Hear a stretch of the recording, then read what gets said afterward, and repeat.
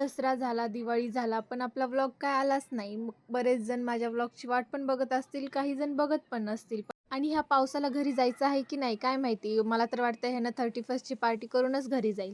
आणि तुम्हाला आठवत असेल मागच्या व्लॉगमध्ये कधीतरी आम्ही बॅडमिंटन खेळलो होतो आणि आमचा दुसरा नंबर आला होता. तर आज आम्हाला ट्रॉफी भेटली आणि ही ट्रॉफी माझी फर्स्ट ट्रॉफी असणार आहे. याचा अर्थ असं नाही की मी स्कूलमध्ये कधी विनर नाही झाले. मला असं आठवतंय की मी स्पोर्ट्समध्ये तर नेहमीच पुढं असायचे. पण ट्रॉफी आम्हाला का दिली नाही ते शाळेवाल्यांनाच माहिती असेल. ते जाऊ द्या सगळं. तुम्ही फक्त माझी ट्रॉफी बघा किती मस्त आहे यार.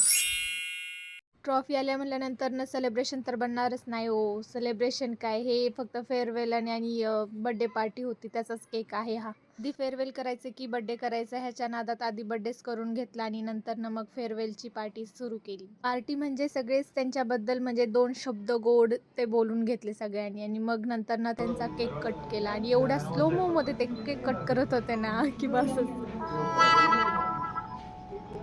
कट करा पटकन, काय स्लो मो घ्यायला लागला.